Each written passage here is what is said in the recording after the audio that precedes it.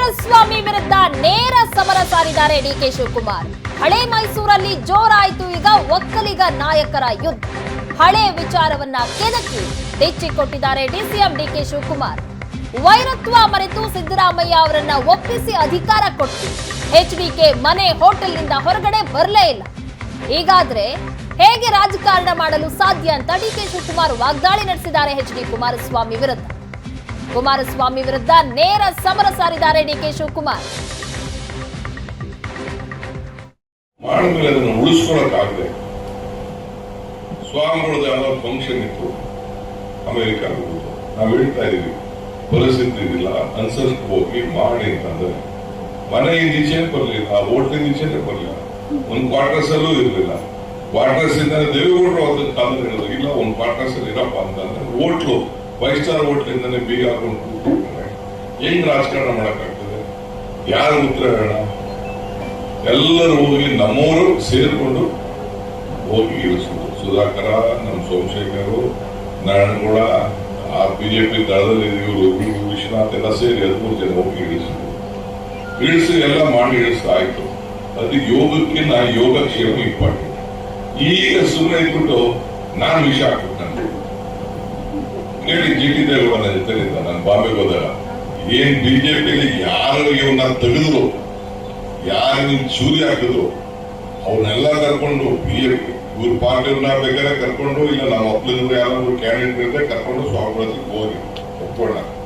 ಯಾರು ಇವನ್ನ ಇಳಿಸಿದ್ರು, ಅಶ್ವತ್ಥನಾರಾಯಣ ಇಳಿಸ್ತಾ, ಬೇರೆಯವ್ರು ಇಳಿಸಿದ್ರು, ಯೋಗೇಶ ಇಳಿಸ್ತಾ, ಬೇರೆ ಯಡಿಯೂರಪ್ಪನವ್ರು ಇಳಿಸಿದ್ರು, ಅವ್ರ ಮಗ ಇಳಿಸ್ತಾ, ಎಲ್ಲ ಇಳಿಸೋದನ್ನು ತಗೊಂಡು ಏನು ಸ್ವಾಮಿಗಳು ಕರ್ಕೊಂಡು ಹೋಗಿ ನಮ್ಮ ಸ್ವಾಮಿಗಳು ರಾಜಕೀಯ ಸಭೆನೇ ಅದು ಮಾಡಿದ್ಮೇಲೆ ಅದನ್ನು. ಇನ್ನು ಎಚ್ಡಿಕೆ ವಿರುದ್ಧ ಒಕ್ಕಲಿಗ ಅಸ್ತ್ರವನ್ನ ಪ್ರಯೋಗ ಮಾಡಿದ್ದಾರೆ ಡಿಕೆ ಶಿವಕುಮಾರ್. ಎಚ್ಡಿಕೆಗೆ ಚೂರಿ ಹಾಕಿದವರನ್ನೇ ಶ್ರೀ ಬಳಿ ಕರೆದೊಯ್ದಿದ್ದಾರೆ. ನಾವೇನು ಮಾಡಬೇಕಾಗಿಲ್ಲ, ಬಿಜೆಪಿಯವರೇ ಜೆಡಿಎಸ್ ಅನ್ನ ಮುಗಿಸ್ತಾರೆ. ಒಕ್ಕಲಿಗ ಮಠವನ್ನ ಬಿಜೆಪಿ ಶಕ್ತಿ ಕೇಂದ್ರ ಎಂಬಂತೆ ಬಿಂಬಿಸಿದ್ರು. ಒಕ್ಕಲಿಗ ಮಠಕ್ಕೆ ಮೈತ್ರಿ ನಾಯಕರ ಭೇಟಿಗೆ ಡಿಕೆ ಶಿವಕುಮಾರ್ ಈ ರೀತಿ ಎದುರೇಟ್ ಕೊಟ್ಟಿದ್ದಾರೆ. ಹಳೆ ಮೈಸೂರು ಭಾಗದಲ್ಲಿ ಒಕ್ಕಲಿಗ ಮತ ಸೆಳೆಯೋದಕ್ಕೆ ಹರಸಾಹಸ ಪಡ್ತಾ ಇದ್ದಾರೆ ಡಿಕೆ ಶಿವಕುಮಾರ್.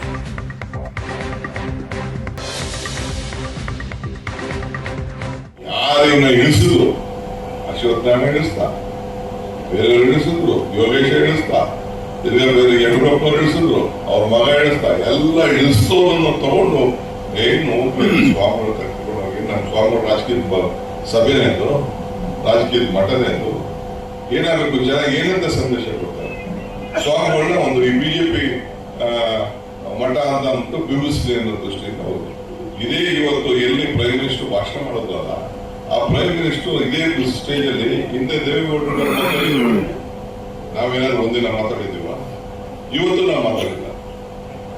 ಇವತ್ತು ನಾನು ಮುಂದಕ್ಕೆ ಅವ್ರಿಗೆ ಯಾರಿಗೆ ಏನ್ ಕೊಡ್ಬೇಕು ಕೊಡ್ತಾ. ಹಂಗೆ ವೆಂಕಟೇಶ್ವರ ಹೇಳ್ದಂಗೆ ಆಯ್ತು, ಕೊಟ್ಟಾಯ್ತು. ನಾನೆಲ್ಲ ಪ್ರಭುದು ಯಾವಾಗಲೂ ಒಂದ್ ಕಡೆ ಒಂದು ಮಾತಾಡ್ತಾ ಇರ್ತೀನಿ. ಕೊಟ್ಟ ಕುದುರೆಯನ್ನು ಹೇರಲು ದಾರಿಗಿದೆ, ಮತ್ತೊಂದು ಕುದುರೆಯನ್ನು ಹೇರಲು ಬಯಸುವ ವೀರನು ಅಲ್ಲ ಶೂರನಲ್ಲ. 2 ಸತಿ ಚೀಫ್ ಮಿನಿಸ್ಟರ್ ಅಧಿಕಾರ ಕೊಟ್ಟಾಯ್ತು. ಈ ದೇಶದ ಪ್ರಧಾನಮಂತ್ರಿ ಆಯ್ತು.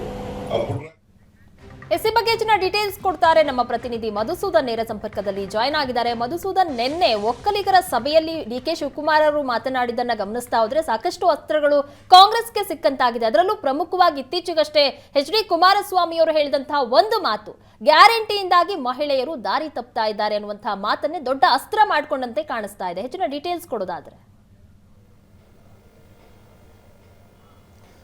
ಪ್ರಗತಿ, ಲೋಕಸಭಾ ಚುನಾವಣಾ ಸಂದರ್ಭದಲ್ಲಿ ಈಗ ಒಕ್ಕಲಿಗ ಸಮುದಾಯಕ್ಕೆ ಅಧಿಪತಿ ಯಾರಾಗಬೇಕು ಅನ್ನೋ ಒಂದು ನಿಟ್ಟಿನಲ್ಲಿ ಬಹುಶಃ ದೇವೇಗೌಡರ ಕುಟುಂಬ ಹಾಗೆ ಡಿಕೆ ಶಿವಕುಮಾರ್ ಅವರ ನಡುವೆ ನೇರ ಹಣಾಹಣಿ ನಡೆದಂತೆ ಕಂಡು ಬರ್ತಾ ಇದೆ. ಲೋಕಸಭಾ ಚುನಾವಣೆಯಲ್ಲಿ ಒಕ್ಕಲಿಗ ಅಸ್ತ್ರವನ್ನ ಮುಂದಾಗಿ ಇಟ್ಟುಕೊಂಡು ಈ ಬಾರಿ ಒಕ್ಕಲಿಗ ಸಮುದಾಯದ ಮತಗಳೇನಿವೆ ಆ ಮತಗಳನ್ನ ಕಾಂಗ್ರೆಸ್ಗೆ ಕೊಡಿಸ್ಬೇಕು ಅನ್ನೋ ಒಂದು ಪ್ರಯತ್ನದಲ್ಲಿ ಈ ರೀತಿಯಾದ ಹೋರಾಟಗಳು ನಡೀತಾ ಇರತಕ್ಕಂಥದ್ದು. ನಿನ್ನೆಯಷ್ಟೇ ಕೂಡ ಪ್ರಧಾನಿಯವರು ಮೈಸೂರಿಗೆ ಬಂದು ಹೋದಾದ ನಂತರದಲ್ಲಿ ಅಲರ್ಟ್ ಆದಂತಹ ಕಾಂಗ್ರೆಸ್ನ ನಾಯಕರು ಒಕ್ಕಲಿಗ ಸಮುದಾಯವನ್ನು ಸೆಳೆಯುವಂತ ನಿಟ್ಟಿನಲ್ಲಿ ಒಕ್ಕಲಿಗರ ಸಭೆಯನ್ನ ಮಾಡಿದ್ರು.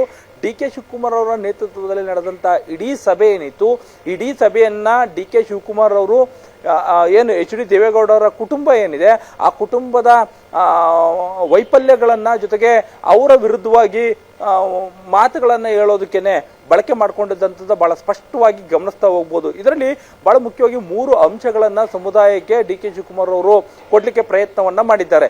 ಅಂದ್ರೆ ಒಕ್ಕಲಿಗರ ಸಮುದಾಯದ ನಾಯಕರು ನನಗೆ ಸಿಎಂ ಆಗುವಂತ ಆಸೆ ಮುಂದಿದೆ ಅನ್ನೋದನ್ನ ಅಂದ್ರೆ ಅವರು ಬಹಳ ಸ್ಪಷ್ಟವಾಗಿ ಹೇಳ್ತಾ ಹೋಗ್ತಾರೆ. ಕಾಂಗ್ರೆಸ್ ಈ ಬಾರಿ 8 ಜನರಿಗೆ ಅವಕಾಶವನ್ನ ಮಾಡಿಕೊಟ್ಟಿದೆ. ಅದೇ ರೀತಿಯಾಗಿ ಮೈಸೂರು ಭಾಗದಲ್ಲೂ ಕೂಡ ಒಕ್ಕರಿಗೆ ಅವಕಾಶವನ್ನ ಮಾಡಿಕೊಟ್ಟಿರ್ತಕ್ಕಂಥದ್ದು. ಒಂದು ಮುಂದೆ ಏನಾಗಬೇಕು ಅನ್ನೋದು ಅಂದ್ರೆ ಈಗ ಏನ್ ರಾಜ್ಯ ಸರ್ಕಾರ ಅಸ್ತಿತ್ವಕ್ಕೆ ಬಂದಿದೆ ಅದರಲ್ಲಿ ಅಧಿಕಾರದ ಹಂಚಿಕೆ ಸೂತ್ರಗಳು ನಡೆದಿದೆ ಅನ್ನೋ ಒಂದು ಮಾತುಗಳೇನು ನಡೀತಾವೆ ಅದನ್ನ ಬಹಳ ಸೂಕ್ಷ್ಮವಾಗಿ ಸಮುದಾಯಕ್ಕೆ ಹೇಳುವಂತ ನಿಟ್ಟಿನಲ್ಲಿ ಡಿ ಕೆ ಶಿವಕುಮಾರ್ ಅವರು ಏನಾಗಬೇಕು ಅನ್ನೋದ್ರ ಬಗ್ಗೆ ಕೂಡ ನನಗೆ ಒಕ್ಕಲಿಗರದ ಮುಖಂಡರುಗಳು ಬಂದು ಕೇಳ್ತಾ ಇರ್ತೀರಿ. ಅದೆಲ್ಲವೂ ನೀವು ಈಗ ಬಿಟ್ಬಿಡಿ, ಅದು ದೆಹಲಿಯಲ್ಲಿ ಈಗಾಗಲೇ ತೀರ್ಮಾನ ಆಗಿದೆ, ಅದೇನಾಗಬೇಕು ಅದಾಗತ್ತೆ. ಇದು ಕೇವಲ 5 ವರ್ಷದ ಸರ್ಕಾರ ಅಲ್ಲ, 10 ವರ್ಷ ಇರುತ್ತೆ ಅಂತೇಳಿ ಅಂದ್ರೆ ಡಿ ಕೆ ಶಿವಕುಮಾರ್ ಬಹಳ ಸ್ಪಷ್ಟವಾಗಿ ಅಲ್ಲೊಂದು ಮೆಸೇಜ್ ಅನ್ನ ಕೊಟ್ಟಿದ್ದಾರೆ. ಅಂದ್ರೆ ಈಗಾಗಲೇ ಕೂಡ ಸಮುದಾಯಕ್ಕೆ ಅಧಿಕಾರವನ್ನು ಕೊಡುವಂತ ನಿಟ್ಟಿನಲ್ಲಿ ದೆಹಲಿಯಲ್ಲಿ ಎಲ್ಲಾ ಮಾತುಕತೆಗಳಾಗಿದೆ. ಇಲ್ಲಿ ಬೇರೆ ಯಾರು ಏನೇ ಮಾತಾಡಿದ್ರು ಅದು ಊರ್ಜಿತ ಅಲ್ಲ ಅನ್ನೋದು. ಹಾಗಾಗಿ ಸಮುದಾಯ ಕೈ ಹಿಡಿಬೇಕು ಅನ್ನುತ್ತೇಳಿ ಇನ್ನು ತಮ್ಮ ಮೇಲೆ ಪದೇ ಪದೇ ಪ್ರಹಾರವನ್ನ ಮಾಡ್ತಾ ಇರ್ತಕ್ಕಂತಹ ದೇವೇಗೌಡರ ಕುಟುಂಬ ಏನಿದೆ, ಕುಟುಂಬದ ಆಸ್ತಿ ಬಗ್ಗೆ ಕೂಡ ಮಾಹಿತಿ ಪಡೆದುಕೊಳ್ತೀನಿ.